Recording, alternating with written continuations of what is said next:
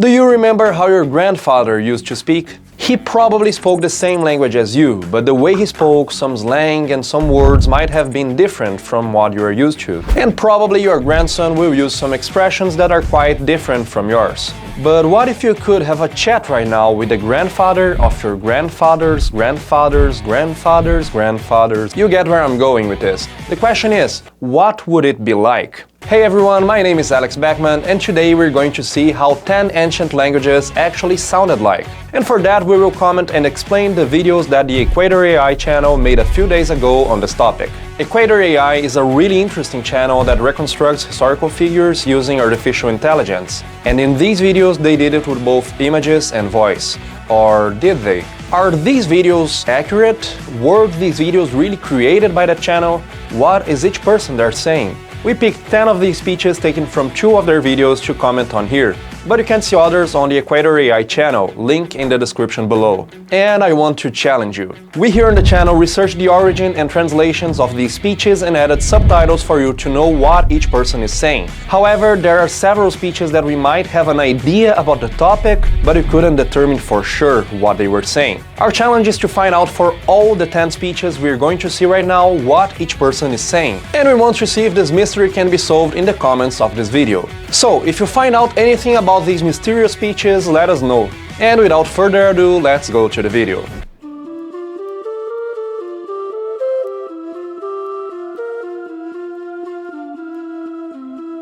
Let's talk about the Vikings. The Vikings were warriors and traders from Scandinavia from the late 8th century to the early 11th century. Surely you have seen many movies, games and series about them, and some characters you might really like come from these people as well. Viking actually means raider or pirate in Old Norse, which is the language they spoke. And they conquered the seas with their drakars, which are these ships here that you have seen many times. And how did they speak back then? Hvað hef ég gjört til að bera svo bága kvenhyrni? Bræður nú þann þroska að kvennefni myndu mök á oss leita, hví hefur oss eigi orðið ágengt í þeim efnum? And do you know why the character speaks so fluidly here? Well, it turns out the speech was not created with artificial intelligence. Actually, it's from an actor who did a skit called Steindin Okkar Vikingar. Setjumst á rökstóla, bróðir. Hvað hef ég gjört til að bera svo bága kvenhyrni? And in the skit, the 2 characters there are speaking in Icelandic, but one speaks modern Icelandic and the other speaks Old Icelandic. And funny situations arise because they can't understand each other well. So this is not Old Norse, but rather Old Icelandic. But one could argue that Old Icelandic is close enough to Old Norse. Old Norse had at least 2 main dialects, Eastern Old Norse and Western Old Norse. While Western Old Norse led to the creation of Icelandic, Eastern Old Norse led to the creation of other Scandinavian languages. That's why someone from Denmark, Sweden or Norway would have a much harder time understanding this guy speaking than someone from Iceland would. But if you are like me and don't speak any of these languages, this video gives a good idea of how they really sounded back then.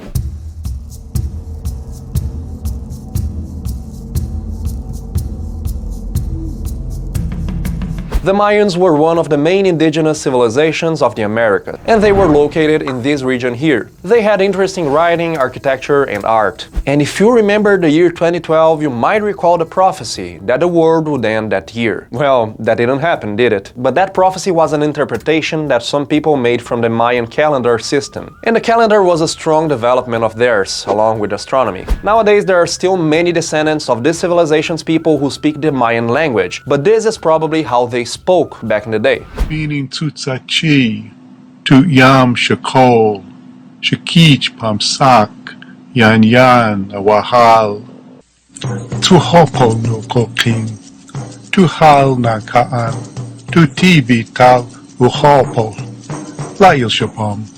The audio from this video came from this man's channel, who recited it with the pronunciation of ancient Maya. It's a poem from the book Songs of Dzitbalchi, which is very important for ancient Mayan culture. And the character shown here seems to have been inspired by the 2006 film Apocalypto. It remains to be seen whether the movie did a good historical reconstruction, and if the character from the movie truly resembled the real Mayans.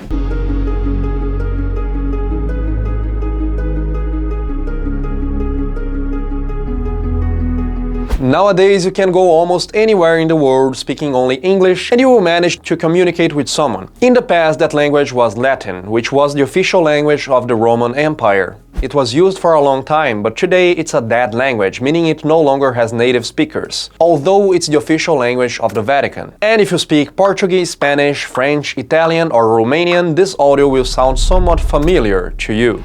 Rem publica, quirites, quidamque omnium vestrum, bona, fortunas, coniuges, liberosque vestros, atque hoc domicilium clarissimi imperi, fortunatissima. If you've always wanted to know what a speech in the Roman Senate might have sounded like, this is a snippet from Cicero's Catilinarian orations, spoken by one of Rome's greatest orators, Cicero, against Catiline, another senator.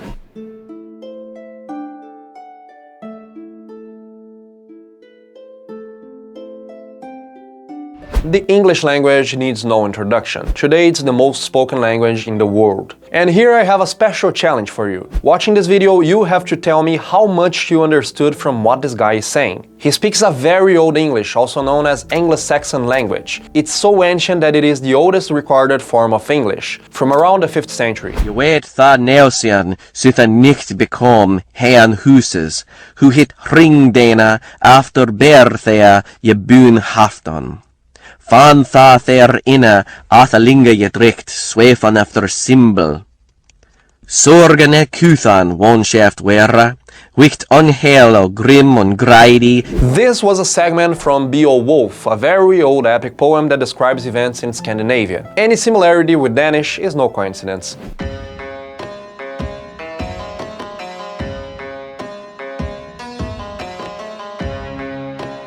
This is the language spoken by the Egyptians from approximately 2000 BC to 1300 BC. Many of Egypt's greatest texts were written in this language, and it's the most studied by Egyptologists, people who study Egypt and its culture. The period when Middle Egyptian was spoken was a golden era for Egypt. Pharaohs like Tutankhamun, Hatshepsut, and Ramses II were from this period. And if you want to know how they might have spoken back then, take a look at this.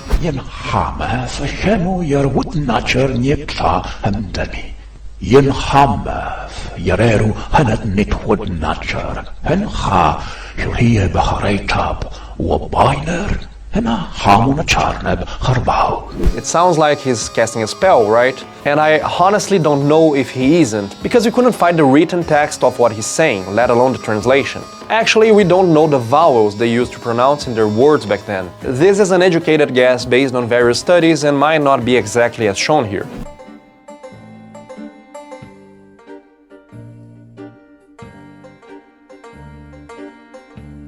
Philosophy, art, architecture, gods. Ancient Greece had a profound impact on Western culture. But like Latin, ancient Greek became a dead language. And in this case, much deader than Latin. The thing is, ancient Greek is very different from modern Greek, just as the culture and people of Greece have changed as well. And this would be an ancient Greek speaking. Eos men krokopeplos apo okeanu Joshua Ornut hinatanatuisi pohos peruia de brutuisin, de snevasikan teu paradora perusa.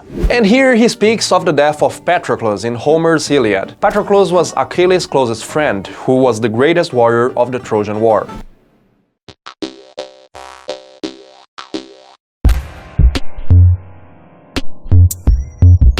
Quechua is still spoken by some people mainly in Peru, Bolivia and Ecuador, but you can also find people speaking this language in Chile, Argentina and Colombia. This was the language used by the Inca Empire, another highly significant indigenous civilization in the Americas. They had a massive influence on music and architecture, and this is how Quechua might have been spoken centuries ago. Yosiyayaka kamarerkan adanta ebatawan. Adanwan ebawanka karkanmi churin. Wawankunaka wiñarqanmi y karqantaqmi churinkunapas. Hinallataqmi runaka As kakay pachamang huntayapurkan. I tried many times to write down what I heard as if it was Quechua and translate it afterward. And yeah, it didn't go very well. I couldn't get a complete text, but in my research I seem to find the words Adam and Eve and perhaps God and Son. So I assume it's a Quechua version of the Bible, but if I'm wrong, please let me know. These were just a few of the languages their channel showed in the first video. But there's a second video as well. And now we'll display and discuss some of its most interesting languages. And the challenge continues. What is each of these people really saying?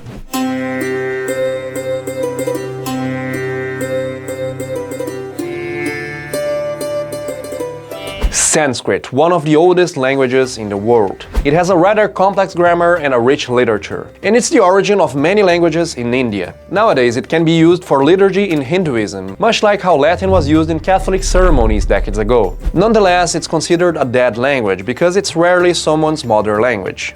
An ancient Sanskrit would have sounded like this. Shivakumaraha agatebhyaha vimshati varshebhyaha dehalyaha kasminschit karyalaye लिपिकार रूपेण कार्यं कुर्वन् आसीत् एतावता अपि कार्ये तेन पदोन्नतिः न प्राप्ता आसीत्. Look, I have no idea what's being said here. Many people in India have knowledge of Sanskrit, and based on the video comments, several seem to understand what was said. Unfortunately, until now, no one has explained what was said.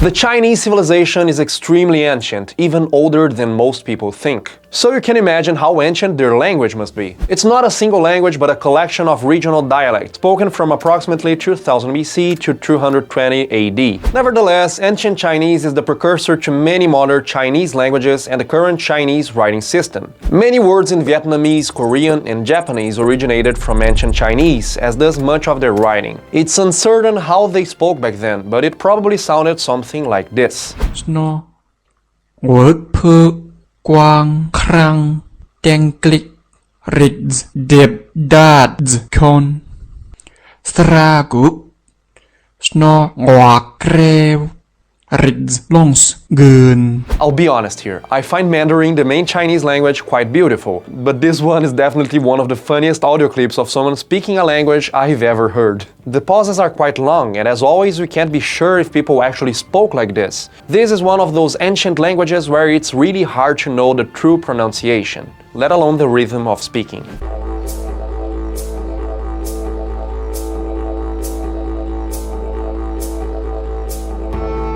And this is our last language. And the first thing that came up when we researched about this was this.